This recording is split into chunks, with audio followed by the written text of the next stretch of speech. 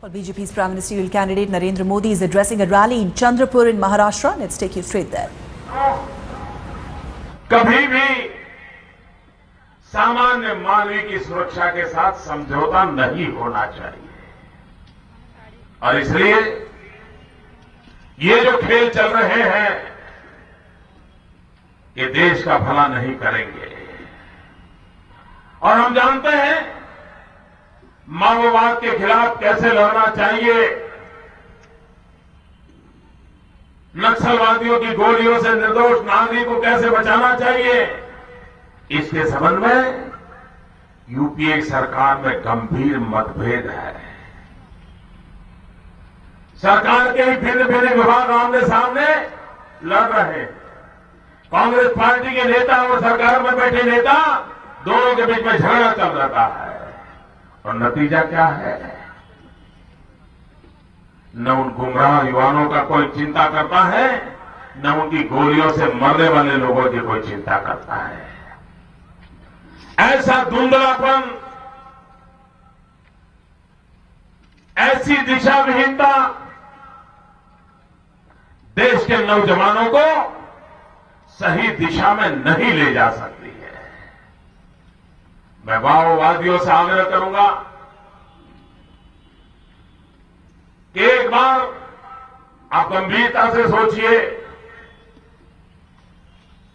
क्या हमें इस धरती को लहूलुहान करना है कि हमारी भारत माता को हरियाली बनाना है।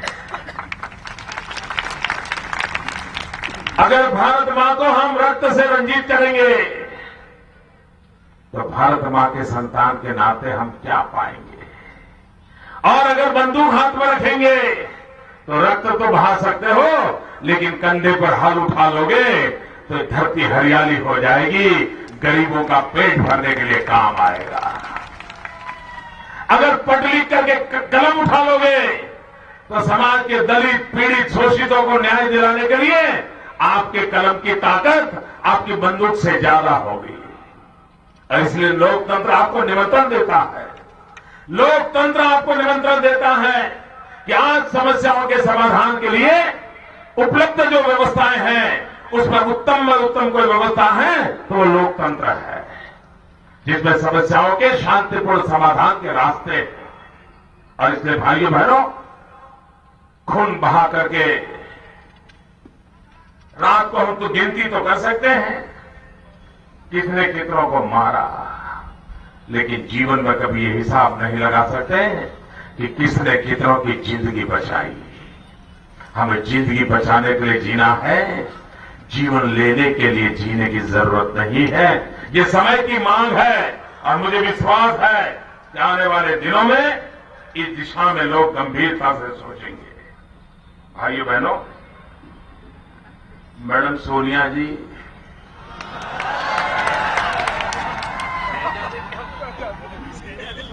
मैडम, आप कांग्रेस पार्टी के अध्यक्षा हैं, आप एक महिला हैं और आप इन दिनों चुनाव में महिलाओं को गुमराह करने का बीड़ा उठाया है। मैडम सोनिया जी, देश जानना चाहता है जो भारत सरकार का क्राइम रिकॉर्ड है, उस क्राइम रिकॉर्ड में 1 लाख की जनसंख्या पर कितने महिलाओं पर अत्याचार होते हैं उसका लेखा जोखा दिल्ली की आपकी सरकार ने प्रकाशित किया है।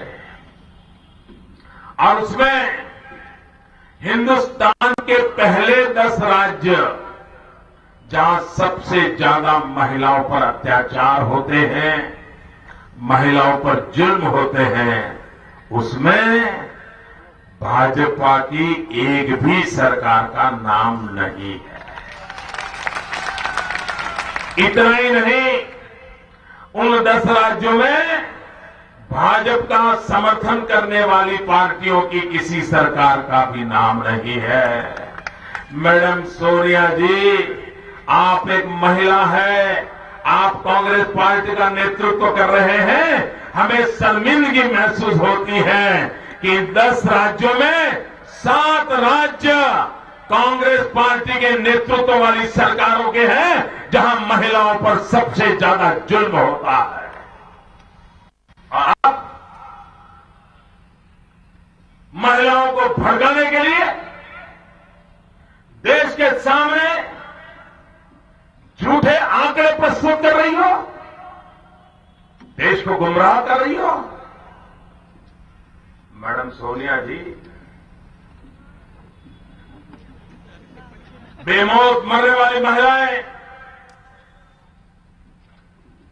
अत्याचार का भोग बनने वाली महिलाएं, और आपने महिलाओं के लिए क्या किया, मैं जरा आपको पूछना चाहता हूं। भाइयों बहनों, ये बहुत बड़ा संवेदनशील मामला है जो मैं आपके सामने आज रखना चाहता हूं। और आप लोगों को जाके बताइए,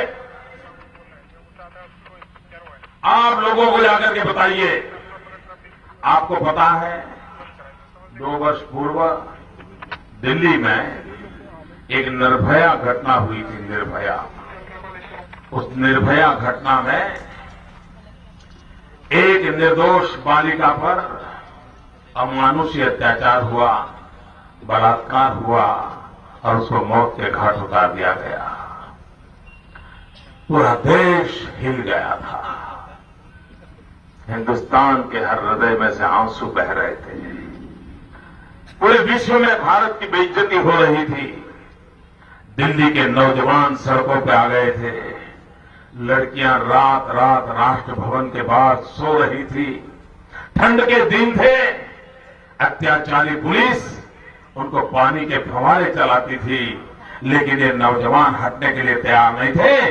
निर्भया के लिए, हक मांगने के लिए, न्याय मांगने के लिए देश के नौजवान लड़ाई लड़ रहे थे। याद है ना आपको भाइयों, ये आप है ना दिल्ली में हुआ था, याद है आपको। और उसके बाद जब देश बहुत गर्म हो गया था, देश का गुस्सा 7वें आसमान पर पहुंच गया था, तब दिल्ली सरकार ने मरहम पट्टी लगाने के लिए, मैडम सोनिया जी, आपकी सरकार ने बजट में 1000 करोड़ रुपया निर्भया के लिए फंड घोषित किया था। 1000 करोड़ रुपया। और आपने कहा था कि इस देश की बेटियों की रक्षा के लिए 1000 करोड़ रुपए से योजना बना करके काम किया जाएगा। और जब बजट आया तो देश ने आपकी बड़ी तारीफ की थी। चारों तरफ अखबार वाले भी आपकी वाहवाही कर रहे थे, टीवी डिबेट में भी आपके नेता बार बार बोल रहे थे। लेकिन मैडम सोनिया जी, आपको पता है कि नहीं पता, आपने पिछले बजट में निर्भया के लिए 1000 करोड़ रुपया घोषित किया था, लेकिन 1 रुपया भी आपने खर्च नहीं किया। डूब मरो कांग्रेस के लोगों, डूब मरो। मैडम सोनिया जी, आपके मुंह में महिलाओं की रक्षा की बात शोभा नहीं देती है, शोभा नहीं देती आपके मुंह में। इतना ही नहीं, ये कैसा धोखा करने की हिम्मत करते हैं भाइयों। ये जनता की आंख में कैसे धूल झोंकते हैं। और अब तो कांग्रेस वालों ने धूल झोंकना बंद किया है, क्योंकि उनको मालूम है जनता की आंख में धूल झोंकने के बाद भी जनता को दूर की बात दिखाई देने लगी है। इसलिए कांग्रेस पार्टी ने पार्लियामेंट में एक नया प्रयोग शुरू किया है। अब वो धूल नहीं झोंकते, मिर्ची झोंकते हैं, आंखों में मिर्ची झोंकते हैं। भाइयों बहनों, ये जनता जनार्दन की आंख में धूल झोंकने वाली आपकी सरकार, कांग्रेस सरकार, मैडम सोनिया जी आपकी सरकार, आप देश की जनता के साथ कैसा धोखा करते हैं। पिछले बजट में निर्भया के लिए 1000 करोड़ रुपए घोषित किया, एक नया पैसा खर्च नहीं किया, और फिर इस बार जब इंतरिम बजट आया तो उसमें 1000 करोड़ रुपए की घोषणा कर दी। भाइयों बहनों, ये कागजी खेलों से महिलाओं की रक्षा होगी क्या? जरा पूरी ताकत से बोलो। क्या ये कागजी कारोबार से महिलाओं की रक्षा होगी क्या? ये गरियाली आंसू बहा करके महिलाओं की रक्षा होगी क्या? क्या इस प्रकार का कारोबार चला करके माताओं बहनों का सम्मान बढ़ेगा क्या? माताओं बहनों की रक्षा मिलेगी क्या? मैडम सोनिया जी, मैं आज महाराष्ट्र में आया हूं, तो मैं आपसे सवाल पूछना चाहता हूं, और सच क्या है झूठ क्या है वो आप जनता के सामने रखिए, क्योंकि मैं कोई इंक्वायरी कमीशन लेकर के बैठा नहीं हूं, लेकिन अखबार में जो पढ़ा है उसके आधार पर मैं आपको सवाल पूछना चाहता हूं। आप महिलाओं के सम्मान की बात करती हैं, आप महिलाओं की रक्षा की बात करती हैं, जरा मुझे बताइए लातूर में अभी अभी क्या हुआ? लातूर में क्या हुआ मैडम सोनिया जी बताइए? अखबार का कहना है कि युवा कांग्रेस के साथ जुड़ी हुई एक नौजवान लड़की गायब हो गई। कुछ दिन के बाद उसका डेड बॉडी मिला और पुलिस ने किसको अरेस्ट किया? आप ही की पार्टी के युवा कांग्रेस के नेताओं को अरेस्ट किया है। आप ही की कार्यकर्ता, आप ही की पार्टी का कार्यक्रम और आप ही की पार्टी के युवा नेताओं से अगर सुरक्षित नहीं है तो आप देश को सुरक्षा क्या दोगे? भाइयों बहनों, मुझे एक दूसरी जानकारी मिली।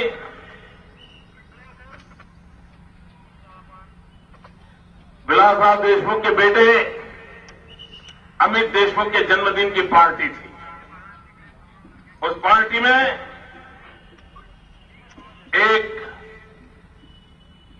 महिला गई थी और वही महिला की जो मैंने बात बताई वो इस पार्टी में गई थी। दूसरी एक मुझे जानकारी मिली, एक खानाबदोश जनजाति की जाति की बेटी, वो अभी भी मिल नहीं रही है, क्या हुआ पता नहीं, और वो भी कांग्रेस के कार्यक्रम में कांग्रेस की कार्यकर्ता। क्या आप महिलाओं को इस प्रकार से सुरक्षा देगी? क्या ये तौर तरीके आपके महिलाओं को सुरक्षा देने के? और इसलिए भाइयों बहनों, मैडम सोनिया जी, आप महिलाओं के नाम पर इस देश को गुमराह करने की कोशिश मत कीजिए। और आपके कांग्रेस के टॉप मोस्ट लीडर तंदूर कांड अभी तक देश भूला नहीं है, तब से लेकर के लातूर कांड तक ये सिलसिला चलता रहा है। एक समय था नागपुर के रेलवे स्टेशन पर युवा कांग्रेस के अधिवेशन के समय क्या हुआ था? पूरा नागपुर रेलवे स्टेशन लूट लिया गया था, पैसेंजर माता बहनों की इज्जत पे हाथ डाला गया था। और आप देश के सामने गुमराह करने वाली बातें कर रही है, और तभी जाकर के सवाल उठता है कि मैडम सचमुच में आपके दिल में देश का भला करने का इरादा है कि नहीं? भाइयों बहनों, यहां गढ़चिरौली के लोग भी आए हैं। मैं जरा पूछना चाहता हूं मेरे भाइयों बहनों, आप मुझे जवाब देंगे ठीक से? पूरी ताकत से जवाब देंगे? जो दूर दूर बैठे हैं वो भी देंगे? भाइयों बहनों, आप मुझे कहिए, जब मेरे गढ़चिरौली के इलाके के सारे आदिवासी भाई यहां आए हैं, मैं पूछना चाहता हूं, क्या ये आदिवासी समाज अभी अभी आया है क्या? बताइए ना। नहीं ना? क्या राम के जमाने में आदिवासी थे कि नहीं? 1857 के स्वतंत्रता संग्राम में रानी झांसी के साथ आदिवासियों ने लड़ाई लड़ी थी कि नहीं? आदिवासियों ने आजादी के जंग में जंग किया था कि नहीं किया था? कष्ट के जमाने में भी आदिवासी थे कि नहीं थे? लेकिन भाइयों बहनों, कांग्रेस पार्टी को देश आजाद होने के बाद कभी भी आदिवासियों की याद नहीं आई। नहीं आई। ये अटल बिहारी वाजपेयी जब प्रधानमंत्री बने, देश की जनता ने जब वाजपेयी जी को पहली बार प्रधानमंत्री बनाया, तब हमारे देश में आदिवासियों के लिए भारत सरकार में अलग मंत्रालय बनाया गया। तब तक आदिवासियों की सूंघ लेने की कांग्रेस को फुर्सत नहीं थी। खरीदने की व्यवस्था करनी पड़ेगी, और ये अगर हम करेंगे तभी मेरे किसान का भला होगा। भाइयों बहनों, इतनी चमचमाती धूप में इतनी बड़ी संख्या में आप आए, मैं आपका आभार व्यक्त करता हूं, और मैं आपसे अनुरोध करता हूं कि आप 10 तारीख को मतदान करके भारतीय जनता पार्टी के कमल निशान को विजयी बनाइए। दिल्ली में अब मजबूत सरकार चाहिए, दिल्ली में अब स्थिर सरकार चाहिए, और स्थिर सरकार के लिए मुझे आपका साथ सहयोग चाहिए। महाराष्ट्र के भाजपा, शिवसेना और आरपीआई की महायुति को भारी बहुमत देकर के आप दिल्ली भेजिए। बहुत बहुत धन्यवाद। भारत माता की।